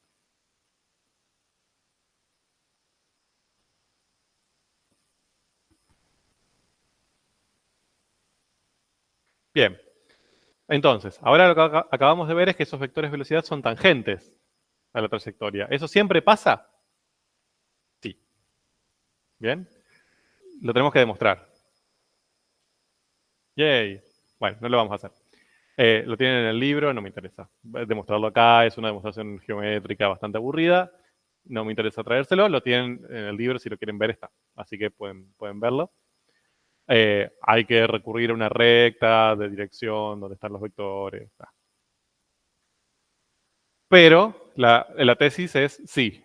Siempre que yo grafique un vector velocidad, bien, anclado a la posición, ¿me va a quedar tangente a la trayectoria de la partícula? Sí. La respuesta es sí. Y eso es, para ustedes, importante. Porque si tienen la trayectoria ya marcada y tienen que graficar un vector velocidad, les da, no tienen que ni pensarlo. O sea, le dicen, bueno, la partícula se mueve así. Graficar la velocidad acá. Bueno, ustedes ya saben que la van a tener que, si se mueve para allá, la van a tener que graficar así. Después tendrán que decidir qué módulo.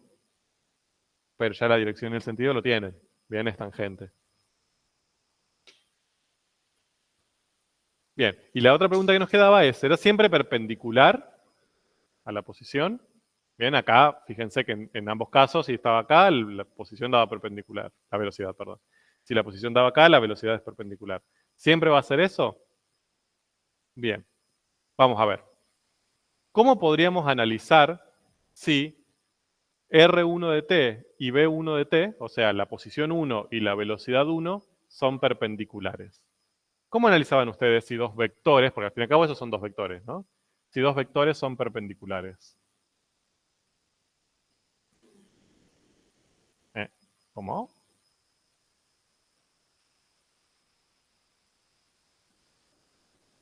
No, ¿intersección de qué? Eso, si son así. ¿Qué propiedad cumplían dos vectores perpendiculares? Que era la condición de perpendicularidad. Ajá. Eso, que su producto escalar sea cero. ¿De acuerdo? ¿Puedo hacer producto escalar entre funciones vectoriales? Sí, son vectores, en definitiva. ¿Cómo hago el producto entre R1 escalar B1? Por sus componentes. Entonces, ¿qué era? Era básicamente la primera por la primera más la segunda por la segunda. Entonces, vamos haciéndolo. Primera por primera. Díganme ustedes qué les queda. Sería 2 seno de 3t por 6 coseno de 3t. 12 seno de 3t coseno de 3t. No puedo operar ahí. ¿Bien? Más segunda por segunda. Menos 12 coseno de 3t seno de 3t. ¿Y eso cuánto da? Tengo 12 zapallos menos 12 payosas, ¿no? O sea, es lo mismo, pero está al revés, simplemente. ¿Puedo cambiarlos de lugar? Sí, producto conmutativo, ningún problema. Entonces esto me da 0. ¿Qué significa? Que R1 de t es perpendicular a B1 de t. ¿Cuándo? ¿Cuánto tiene que valer t para que eso pase? Para todos los valores. Fíjense que esto pasa para todo t. Yo no impuse condiciones en t. Entonces esto pasa para todo t. Acabo de demostrar que esas dos, o sea, que la función, que los vectores posición y los vectores velocidad son siempre perpendiculares en ese caso. Ahora, ¿yo puedo asegurar que eso pasa para todas las funciones vectoriales? Sí. Muy bien, me encanta. ¿Lo generalicé? No. Che. Lo comprobé para este caso. Si en vez de seno y coseno acá tengo polinomios, un logaritmo. Eso para todos los valores de t vale. Ahora, ni siquiera lo generalicé para otras funciones posición similares. Bien, ahí bueno, tienen todo, ¿no?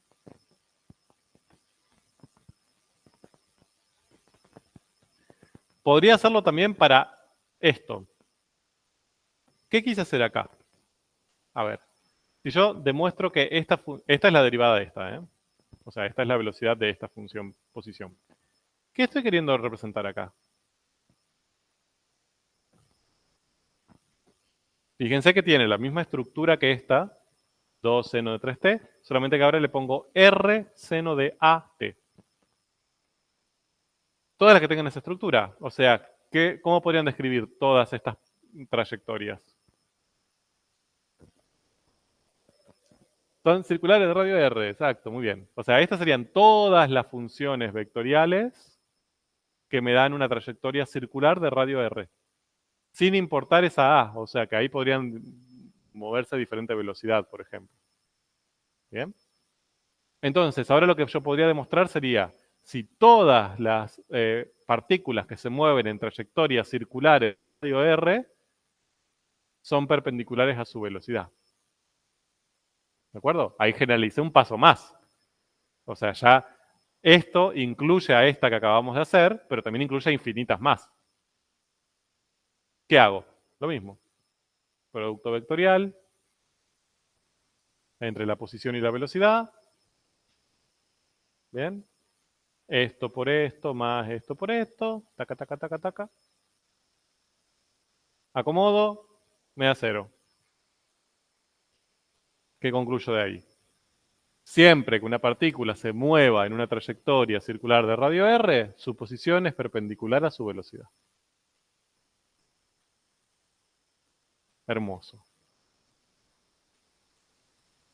¿Llegué al punto de decir que pasa para todas las funciones vectoriales? No. Acá ya tengo una condición, que se mueva en una trayectoria circular de radio r.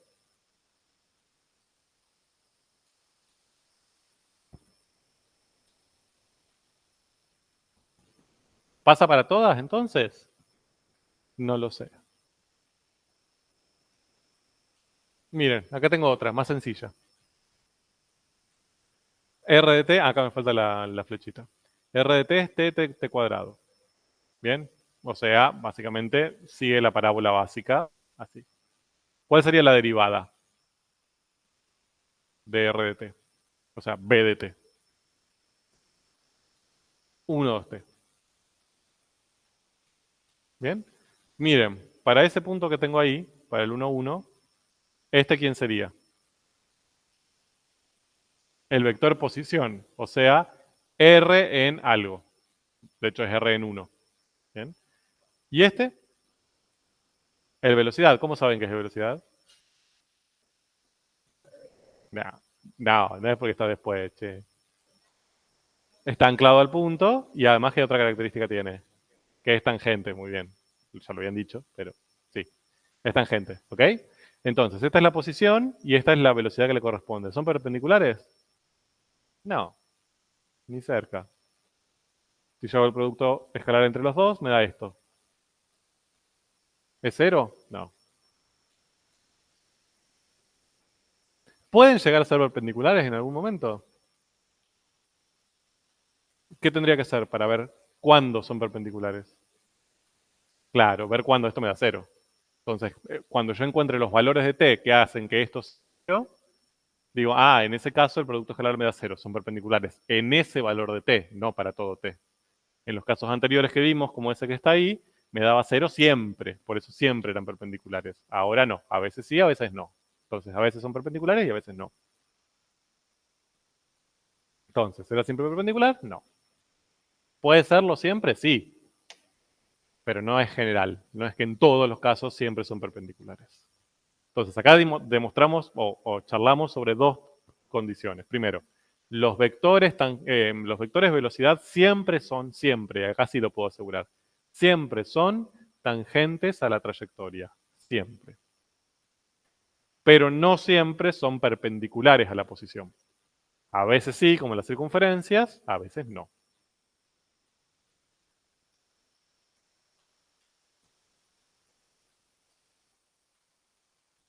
Bien.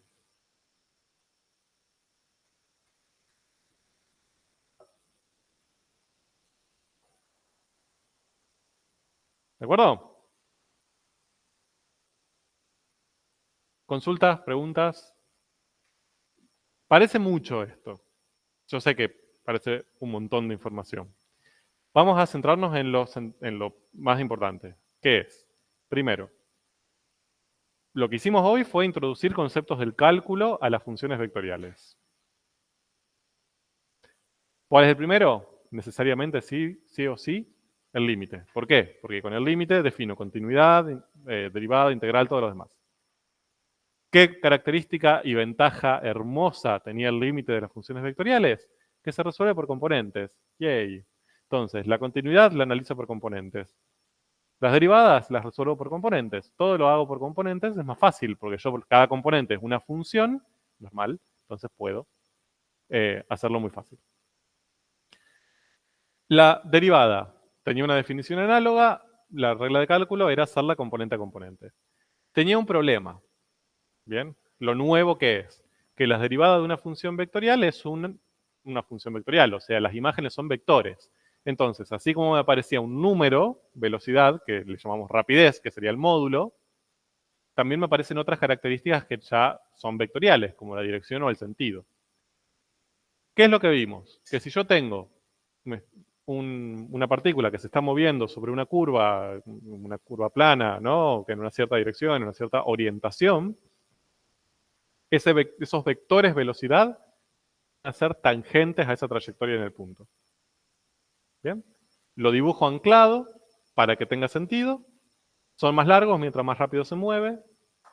A veces pueden ser perpendiculares y a veces no. Punto. Eso fue lo que vimos. ¿De acuerdo? No hay tanta cosa nueva. Solamente que yo entiendo que al haber mucha componente y mucho calculito, parece ser como, oh, terrible, esto es un montón de información. No lo es tanto. Y en estos últimos 20 minutos que nos quedan, y de manera hiperveloz, vamos a presentar, porque no tiene nada nuevo, lo último que nos queda. ¿Qué tenemos que definir también entonces ahora? Ya hicimos las límites, ya hicimos continuidad, ya hicimos derivada. ¿Qué otro elemento de cálculo me falta? Integrales. ¿Hay integrales de funciones vectoriales? Sí. ¿Cómo se van a resolver? Por componentes. Yay, genial. Bien. Y esto se los presento porque lo van a usar un montón. Lo van a usar en física un montón. Entonces está bueno tenerlo en cuenta también. Vamos a trabajar con un problema para que vean que esto es bastante tonto. Tengo ahí una pelota suspendida en esa plataforma y en el aire. Así funciona la matemática y la física. Bien. Está quieta. Y lo único que hago es dejarla caer. Bien, la empujo un poquito en realidad, no la dejo caer. La empujo un poquito para que caiga. Fijo un sistema de referencia, bien, y escribo todos los datos que sé. Primero, la aceleración que sufre esa pelota es solamente la gravitatoria. Bien, que es una aceleración vectorial, por supuesto. Bien, es hacia abajo. Tengo ahí un vector aceleración que va a ser el 0 menos 9,8. ¿Estamos de acuerdo?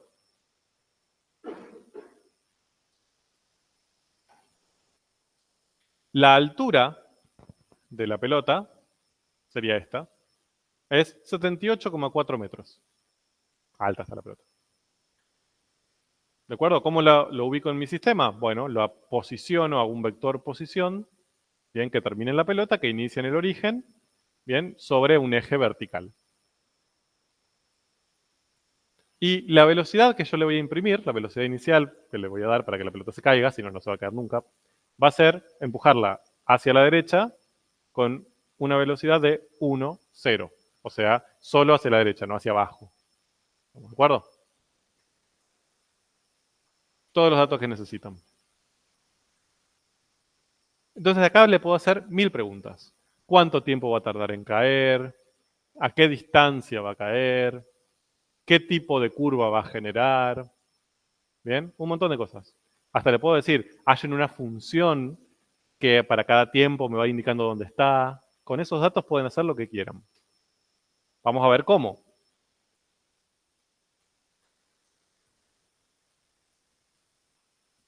Ahí tienen eso, son los 3 datos que tengo. ¿Qué son? ¿Qué es esto? Un vector. ¿Esto? Un vector. ¿Esto? No. Jeje. No. No es específicamente un vector. Fíjense, hay una diferencia clave en la escritura. Una función vectorial. ¿De acuerdo? Esto es un vector. Esto es un vector. Esto no es un vector. Es una función vectorial. ¿Quién me indica que es una función vectorial? Esto. Que este vector depende de t. Entonces es una función vectorial. Por eso la escritura es tan importante y hay que amigarse. Pero ¿qué característica tiene esta función vectorial? Que es constante. O sea, ninguna de sus componentes depende de t.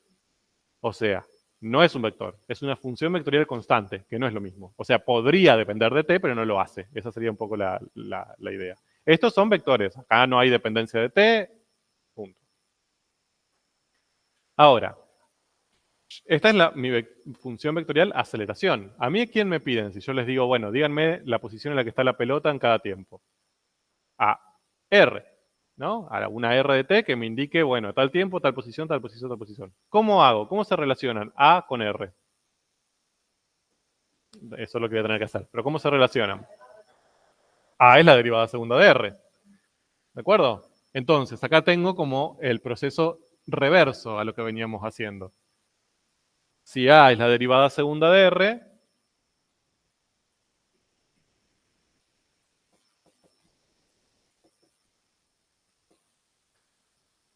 básicamente, para llegar a R, si yo tengo A, voy a tener que integrar, necesariamente, no me queda otra. ¿Bien? A esa R ahora voy a llamar H, porque soy así de loco. Bien, entonces, para hallar H lo que tendría que hacer es integrar B, pero a B no la conozco. Para hallar B tendría que integrar A. O sea que voy a tener que resolver dos integrales. Lo mismo que veníamos haciendo con las funciones. La única diferencia es que ahora en vez de tener una función, tengo una función normal, tengo una función vectorial. Bien, ¿cómo hago para hacer eso? Van a ver qué sorprendente. Si yo tengo una R de t que tiene componentes f y g, que son continuas en el intervalo donde yo estoy trabajando, se puede calcular la integral de esa R de t, bien, que sería la integral de fg, de esta manera. O sea, por componentes. Integro la primera, integro la segunda, obtengo esos dos numeritos y son las dos componentes. Joya. Bien. Como estas son integrales de funciones escalares que son continuas, puedo aplicar Barrow. O sea, primitiva en B menos primitiva en A, primitiva en B menos primitiva en A. Bien. Que yo esto lo puedo acomodar así como, fíjense, a ver, este es el paso opuesto al que hicimos antes. Acá tengo una resta, punto y coma, una resta. En vez de escribirlo así, lo que digo es f en b, punto y coma, g en b, menos f en a, punto y coma, g en a. Separo ese único vector que tiene una resta en su componente como la resta de dos vectores. Bien, f en b, g en b, menos f en a, g en a.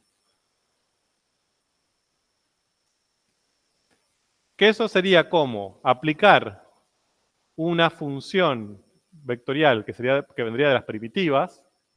Bien, o sea, fíjense que en vez de f zeta, g zeta, ahora tengo f sota, g sota. Bien. ¿Quiénes son f sota y g sota con respecto a f zeta y g zeta? Sus primitivas. Las aplico en el punto final, menos las aplico en el punto inicial. Entonces, acá tengo como una analogía. Es como yo a partir de hacer la integral definida de una función vectorial r zeta, lo que hago es encontrar una función vectorial primitiva, formada por las primitivas de f zeta y g zeta, y eso lo aplico en B, en A y resto. Sería como un Barrow de funciones vectoriales. Un Barrow vectorial.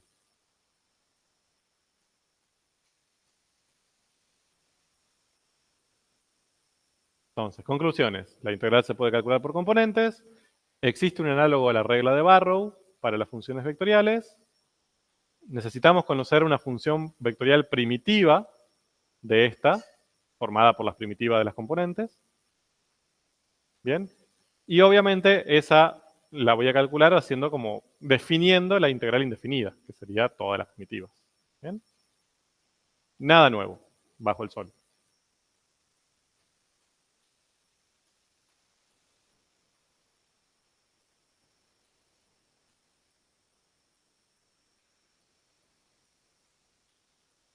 Bien.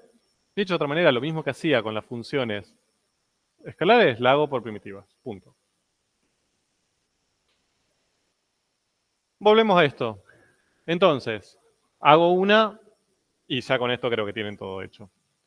B, dijimos, B es la integral de A. O sea, es la integral de, dijimos, 0 menos 9,8. Todo suyo. ¿Cuál es la integral de 0?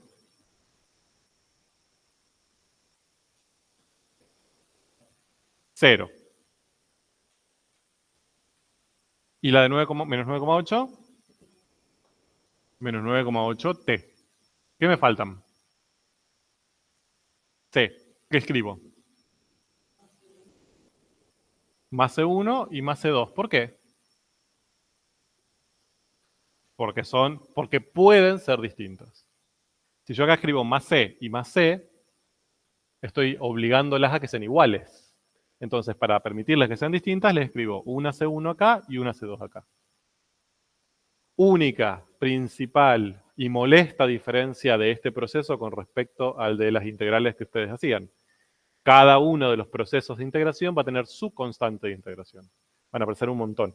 No se las olviden, porque eso es lo que suelen hacer. Se las olvidan acá y caos. ¿Bien? Pierden información. ¿Ven? ¿Cómo hago para obtener C1 y C2? ¿Tengo algún valor que me permita calcularlas? ¿Cuál? B en 0. B en 0, o sea, el vector B0, ¿quién es? ¿Cómo lo puedo pensar si ahora conozco la función B de t? La velocidad calculada a tiempo cero. Si yo eso lo reemplazo acá, ¿cuánto me da esto si t vale 0? C1, C2. Y eso me tiene que dar, por dato, 1, 0. O sea, concluyo de acá.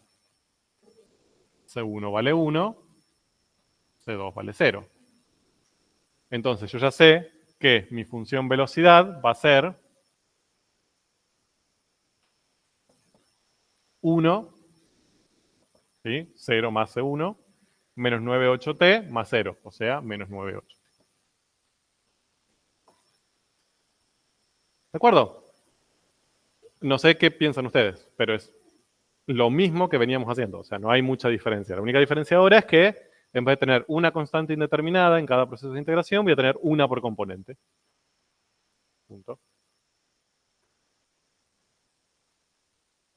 Bien, ¿y ahora qué voy a tener que hacer si ya obtuve B? Integro otra vez para llegar a H. ¿De acuerdo?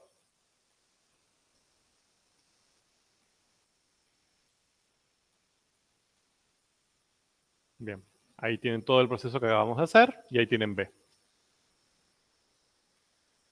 ¿Qué hago? Vuelvo a integrar B para llegar a H. La integral de 1 menos 9,8t. La integral de 1 sería t más C3. ¿No? Y la integral de menos 9,8t me da menos 9,8t cuadrado sobre 2 más C4. ¿Cómo hallo C3 y C4? ¿Qué dato uso? H en 0. Bien, sería la altura a tiempo 0. O sea, si yo a esta función que acabo de encontrar reemplazo t por 0, ahí, hago la cuentita y voy a poder obtener C3 y C4. Si lo hacen, les da que C3 vale 0 y que C4 vale 78,4. Reemplazando les queda que la función h es esta, t, punto y coma, menos 4,9t cuadrado más 78,4. ¿Bien? Y ahí encontraron la función vectorial h. Si yo les dijese, a ver, trabajemos con eso, porque nunca lo hicimos y me parece importante. ¿Cómo podrían hacer con esa información? Ya llegaron a h de t. ¿Bien? Para saber, yo les digo, bueno, grafiquen la trayectoria de esa pelota y justifiquen. ¿Qué tendrían que hacer ahí?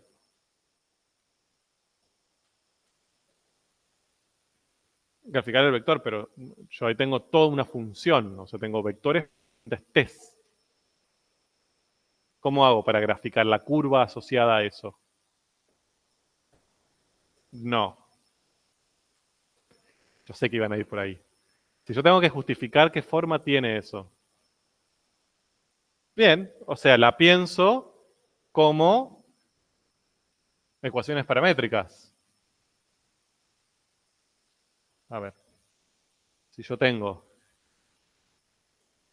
AH de t, que es t menos 4,9 t cuadrado más 78,4.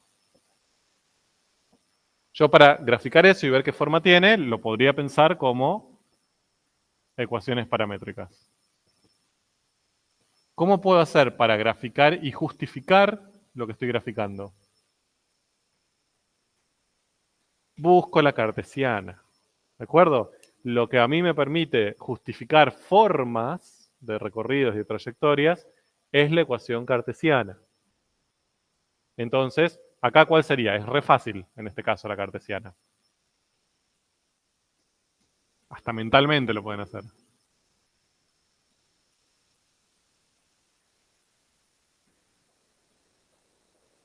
Si x es t, cada vez que acá aparece t, pongo x y ya está.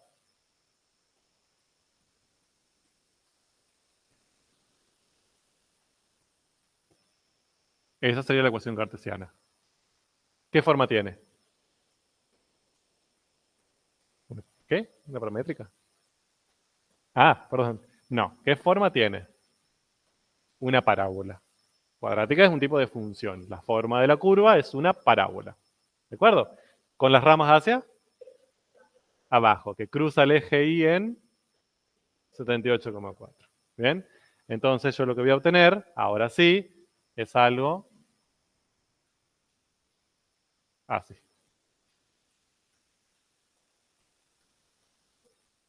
¿De acuerdo? Así justifico que la trayectoria que sigue es esa, no obteniendo puntitos. ¿Ok? ¿Y con qué dirección y sentido? ¿Hacia dónde pongo el sentido? Hacia abajo. ¿Por qué?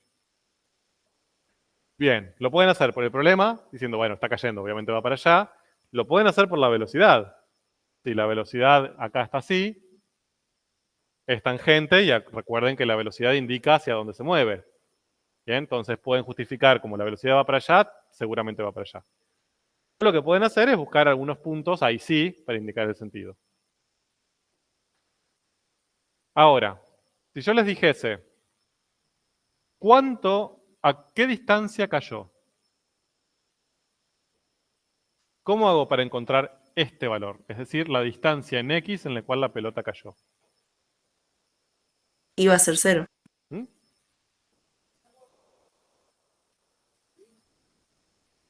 No, acá, perdón, B igual a 0, no. Porque ahí la velocidad no es 0. Está. Pero si yo acá reemplazo X en 0, me va a dar este valor. Bien, en este punto, ¿quién es 0? La Y es 0. Bien, entonces, eso lo puedo hacer de dos maneras. O igualo esto a 0 o igualo la Y a 0. La componente Y, digo, cuando esta Y se me hace 0 y calculo el T. Entonces, si yo lo hago acá y reemplazo Y por 0, ¿qué me va a permitir? ¿Qué información saco de acá? Pongo Y igual a 0, esto me queda menos 4,9 x cuadrado más 78,4 igual a 0. Si yo eso lo despejo, ¿qué obtengo como resultado? Dos valores de X. ¿Cómo los interpreto? esto. ¿Qué tanto se desplazó en X al caer? Ahora, si yo en vez de reemplazar 0 acá, reemplazo 0 en la segunda componente, me queda menos 4,9 t cuadrado más 78,4 igual a 0. Si despejo, ¿qué obtengo ahí? No. Menos 4,9 t cuadrado más 78,4 igual a 0. Esa componente le igualo a 0. Despejo.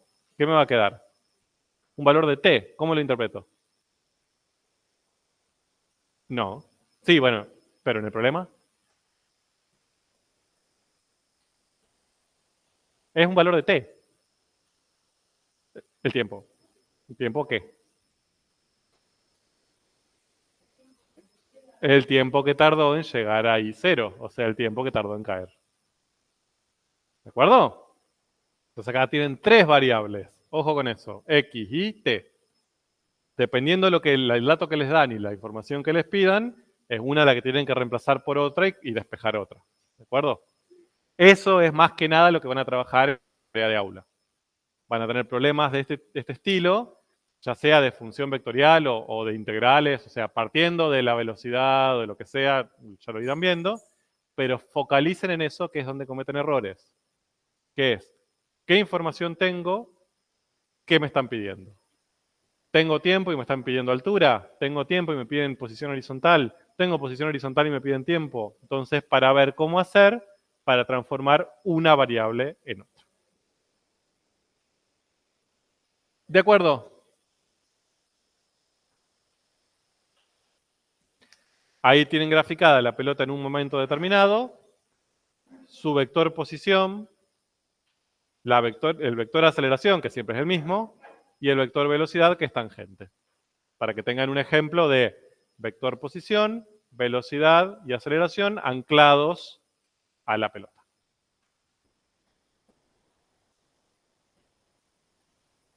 Claro. Bueno, hasta mañana. Cualquier duda.